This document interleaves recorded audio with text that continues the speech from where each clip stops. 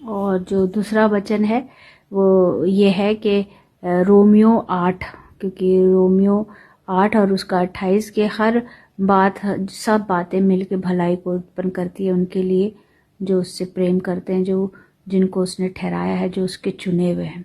तो सारी बातें मिलकर भलाई को उत्पन्न करती हैं। और प्रभु का बहुत सुंदर वचन है रोमियो 8।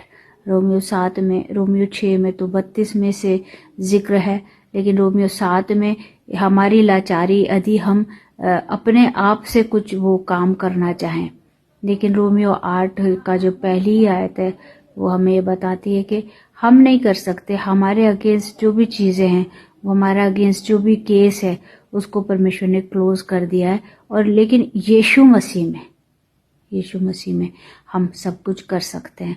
उसकी आत्मा के चलाए चलते हैं तो हम उसके पुत्र पुत्रियां हैं, और वो सारी बातें हमें बताता है रोमियो 8 में बहुत अच्छे से।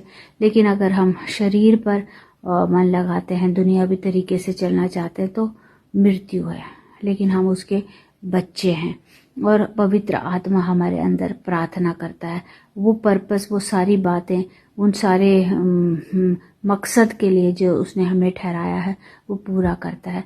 लेकिन धर्मियों धन के साथ और विश्वासियों के साथ कई बार हम देखते हैं, हम सताव में होते हैं, हम दुखी होते हैं, लेकिन वो इसमें एश्योरेंस है कि सब बातें, मतलब वो सारी चीज़ें भी, वो सारा सताव भी, वो सारी चीज़ें जिससे हम निकल कर आते हैं, वो भी हमारी भलाई को ही उत्पन्न करती हैं।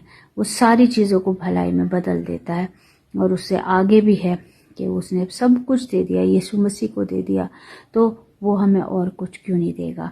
वो जब हमारी ओर है तो हमारा कोई विरोधी नहीं हो सकता। और फिर वो कहता है कि क्या चीज़ हमें प्रभु के प्रेम से अलग कर सकती है।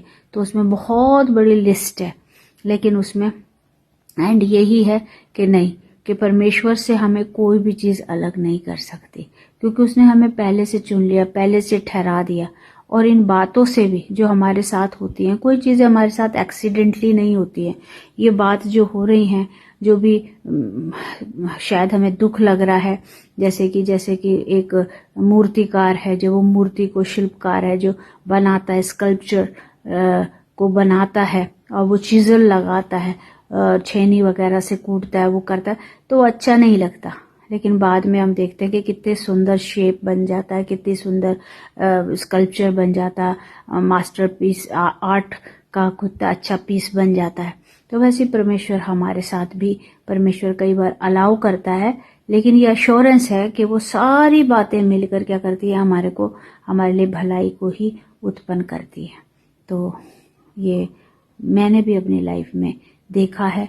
उस समय जब हम जाते हैं शायद समझ नहीं पाते, लेकिन जब हम उससे निकल जाते हैं तो हम देखते हैं कि किस तरीके से वो परमेश्वर ने हमें इस्तेमाल करा, उन बातों को हमारे को शेप देने के लिए, हमें यूजेबल बनाने के लिए, अपनी महिमा के लिए।